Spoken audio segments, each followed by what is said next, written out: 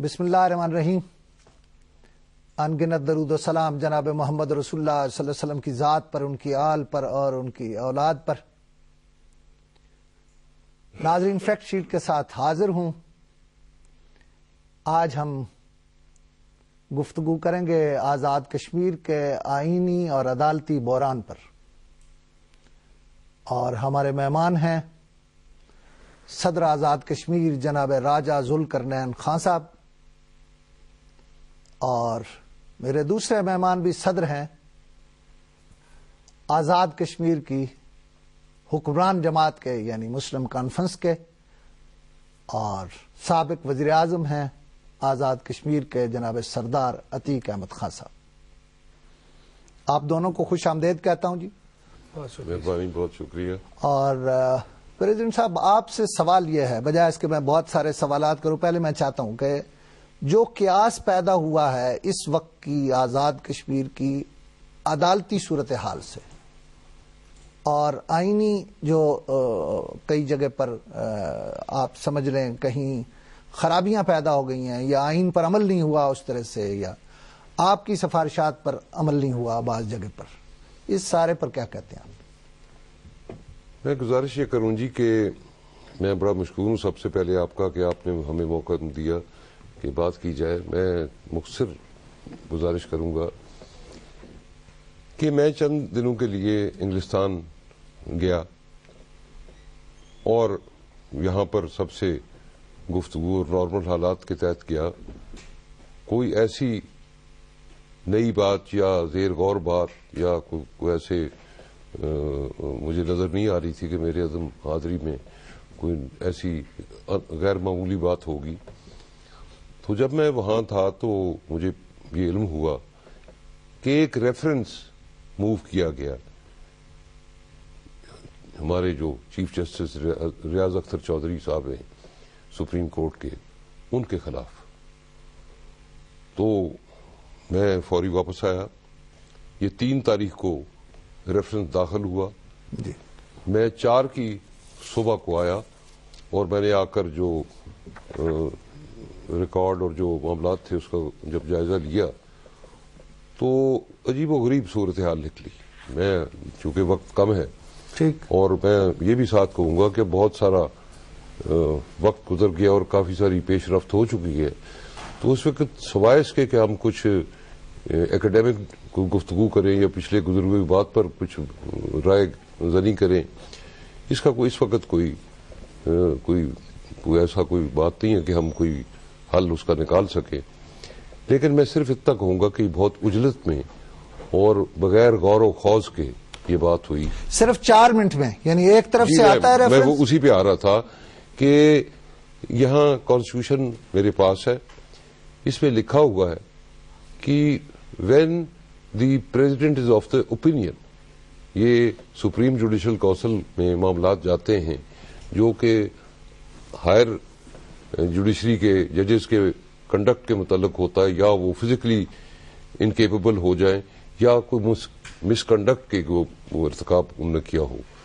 تو یہ الگ ایک بحث ہے کہ جی یہ وزیر اعظم کے مشورے سے یا رائے سے یا سفارشات سے یہ بات جاتی ہے جو بھی ہوتی ہے. لیکن میں اتنا آپ کو بتا دوں کہ خاصے پیجز کی تعداد کا ایک سفارشات یا ان کی رائے وزیر اعظم کی پیش ہوتی ہے قائم مقام صدر کو. 11:40 پہ پیش ہوتی ہے، 11:44 وہ پہ جناب 4 منٹ پہ انہوں نے اوپینین بھی فارم کی، وہ سارا پڑھا بھی پہلے جو ان کے پاس سفارشات آئی اور ٹائپ کیا اور لکھا، اور 4 منٹ پہ وہ روانہ بھی. یہ تو جن بھی نہیں کر سکتے. یہ ریکارڈڈ میرے سٹاف نے، سیکریٹریٹ نے ان کاغذات کی آمد اور روانگی جو ہے وہ ڈالی ہوئی ہے. تو یہ ابتدا ہوتی ہے. سر ایک بات، میں اصل میں تھوڑی چیزیں جو ہیں چاہتا ہوں، وقت کم ہے لوگوں سے. دیکھیے، کیا جو انہوں نے ریفرنس بھیجا جی وہ انفارمیشن تھی یا ایڈوائس تھی؟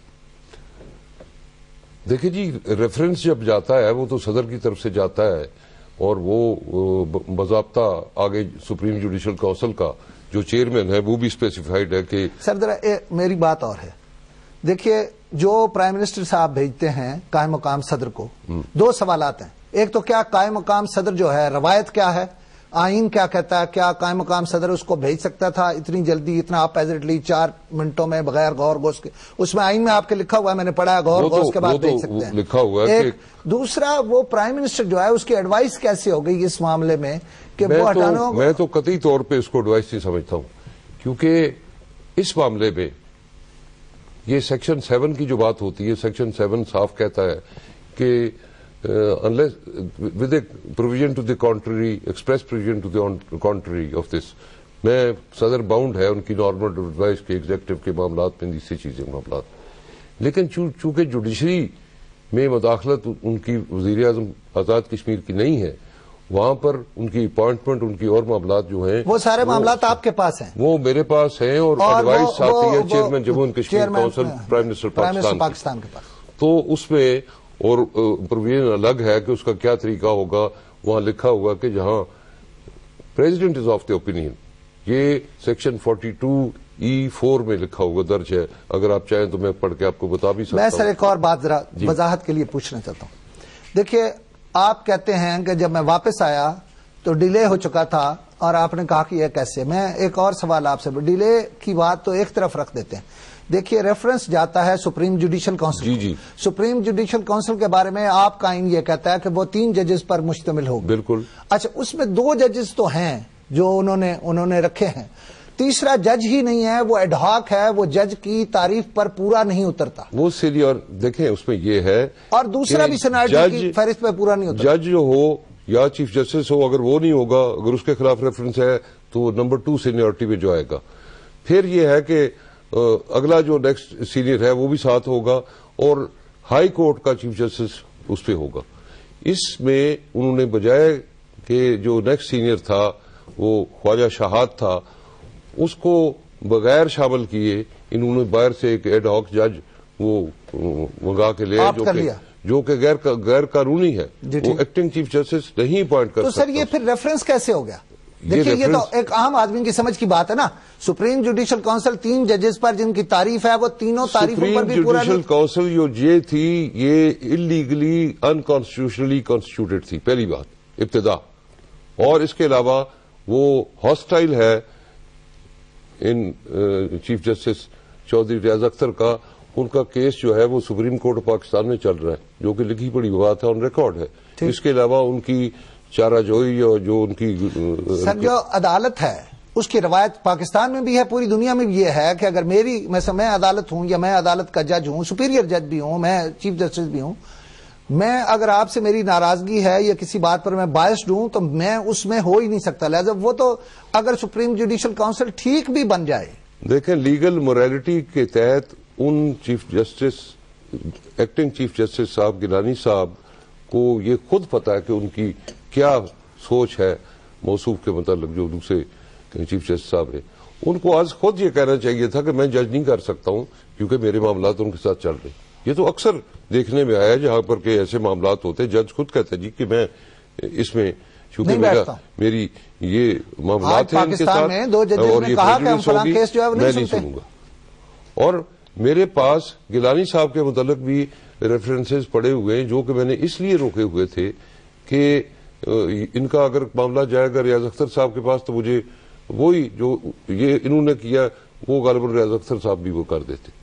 تو سر بات یہ ہے کہ اگر ریفرنس آ گیا, اب آپ اگر وہ ریفرنس جو ہے وہ فارورڈ کر دیں تو جو کچھ پہلے روایت قائم کی گئی ہے, اس کا مطلب یہ ہے کہ وہ بھی ڈی سیٹ ہو جائیں گے.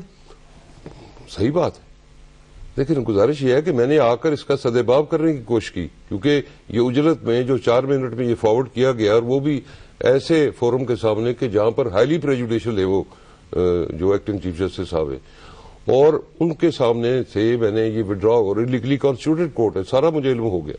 میں نے ان کو ایک تحریر لکھی کہ یہ سپریم جوڈیشل کونسل جو موجود ہے کونسل کو کہ میں اس کو وڈرا کرنا چاہتا ہوں, کیونکہ پریزیڈنٹ نے داخل کیا, ایکٹنگ پریزیڈنٹ چلے پریزیڈنٹ ہی کہہ لیں, لیکن اس کو اس سوچ کے تحت جو میں نے آپ سے گزارش کی ہے کہ یہ انصاف نہیں دیں گے, نہیں دے سکتے.